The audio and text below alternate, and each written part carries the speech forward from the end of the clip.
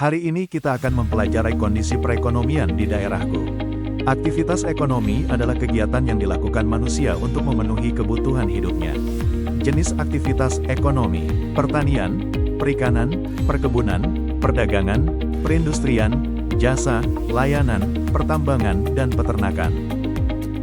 Pertanian. Pertanian merupakan jenis usaha mengolah tanah dan bercocok tanam. Jenis usaha ini banyak ditemukan di pedesaan dan pegunungan. Perikanan. Perikanan merupakan jenis kegiatan ekonomi yang bergerak di bidang budidaya ikan. Perikanan dibagi menjadi dua, yaitu perikanan laut dan perikanan darat.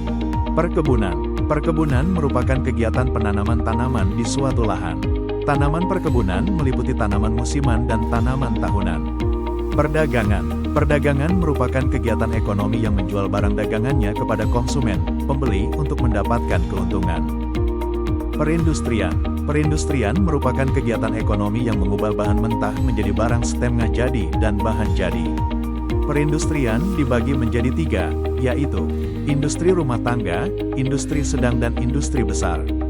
Jasa, layanan. Jasa, layanan merupakan kegiatan ekonomi yang dilakukan seseorang dengan memberikan pelayanan kepada orang lain. Pertambangan. Pertambangan merupakan kegiatan ekonomi yang menggali dan mengolah hasil bumi. Pertambangan ini dibagi menjadi tiga, yaitu tambang logam, tambang non-logam, tambang energi. Peternakan. Peternakan merupakan kegiatan ekonomi yang bergerak di pembudidayaan hewan yang nantinya akan diambil hasilnya, seperti telur, daging, susu, bulu, dan tenaganya. Usaha peternakan dikelompokkan menjadi tiga kelompok, yaitu peternakan kecil, peternakan besar, dan peternakan unggas. Faktor pendukung kegiatan ekonomi: sumber daya alam, teknologi, sumber daya manusia, kondisi geografis, dan infrastruktur. Sumber daya alam. Ketersediaan sumber daya alam yang melimpah di suatu daerah akan meningkatkan perekonomian daerah. Jika sumber daya alam yang sedikit, perekonomian daerah akan sulit berkembang.